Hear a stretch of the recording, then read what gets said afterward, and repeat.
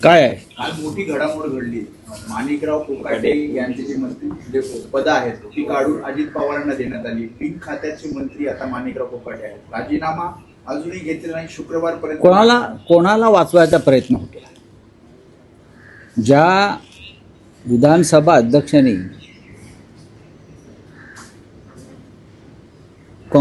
राष्ट्रवादी काँग्रेस आणि शिवसेनेच्या 40 आमदारांच्या अपात्रतेच्या बाबतीमध्ये ज्या तडकाफडकी निर्णय घेतला, सुनील केदार यांच्या बाबतीत तडकाफडकी निर्णय घेतला, वेगळी केस नाही आहे. पण महाराष्ट्रातले अजित पवार गटाच्या एका मंत्र्याला 2 वर्षाची शिक्षा होऊन सुद्धा ते अद्याप मंत्रिपदावर कायम आहे. आणि त्यांच्या आमदारकीबाबत सुद्धा राहुल नार्वेकर यांनी जे विधान केलेलं आहे, कोर्टाची मूळ प्रत येऊ द्या, अशा कोणत्या मूळ प्रतीवरून त्यांनी इतरांवर कारवाया केल्या? कोणावर केल्या? या राज्यामध्ये भ्रष्टाचार सहन केला जाणार नाही, किंबहुना देशामध्ये, असे मोदी आणि फडणवीस सांगतात. आणि भ्रष्टाचाराला कशा प्रकारे ते उत्तेजन देत आहेत. भ्रष्टाचार आणि ड्रग्जच्या विळखामध्ये महाराष्ट्र सापडलेला आहे. आणि हे ड्रग्जचं रॅकेट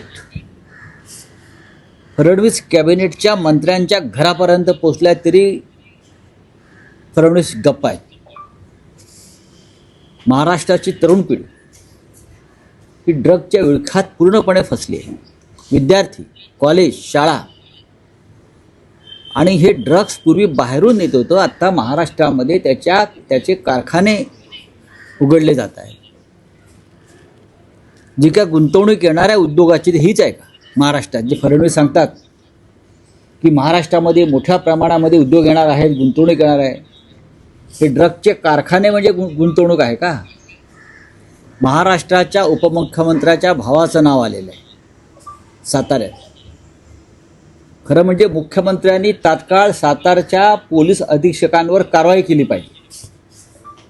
हे जे कोणी तुषार दोषी आहेत त्यांनी कसं आणि कोणाला या ड्रग्स रॅकेटमधून वाचवायचा प्रयत्न केला हे काल आमच्या सुषमा अंधारे यांनी स्पष्ट केलेलं. ते खोटं असेल तर त्यांनी पुढे येऊन सांगावं. पण या राज्यामधलं ड्रग्स रॅकेट आता सत्ताधाऱ्यांच्या घरापर्यंत पोचलं असेल आणि तिथून ही सगळी यंत्रणा राबवली जात असेल, त्या महाराष्ट्रात काय राहील? बेगुमानपणे झाडं तोडली जात आहेत, हत्या होत आहेत, भ्रष्टाचार होतोय,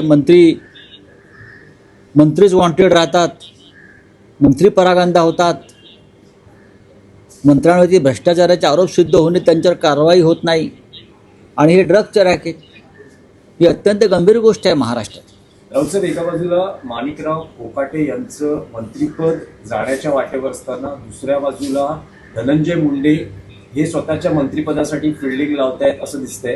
काल अमित शहांची दिल्लीत भेट घेतली आहे. नाही, अमित शहा, प्रफुल्ल पटेल आणि त्यांची जे बाकीचे वरिष्ठ नेते त्यांना देखील न सांगता ते अमित शहांकडे गेले अशी देखील माहिती आहे. नाही असू शकेल.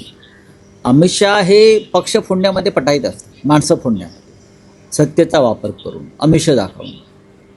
धनंजय मुंडे मंत्री होतील की नाही याच्याविषयी मी आता सांगू शकत नाही, पण मला असं वाटतं की त्यांना मंत्रिपदी परत स्थानापन्न करणं हे फडणवीसांना सोपं नाही. ज्या पद्धतीनं बीडमध्ये धनंजय देशमुख यांचा खून झाला आणि त्याच्यामध्ये संतोष देशमुख, आणि त्याच्यामध्ये मुंडे यांचं समर्थन असलेल्या गुंडांच्या टोळ्या सहभागी होत्या. याच कारणासाठी त्यांना मंत्रिपदावरून जावं लागलं ना. मग ते कारण संपलं का? अजूनही वाल्मिक कराड जेलमध्ये आहे, अजूनही खटला संपलेला नाही.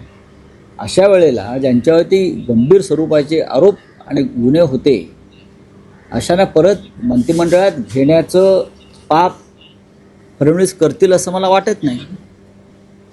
2 मंत्री फडणवीस मंत्रिमंडळातले भ्रष्टाचार आणि गुंडागर्दी या आरोपावरून जात आहेत किंवा गेले.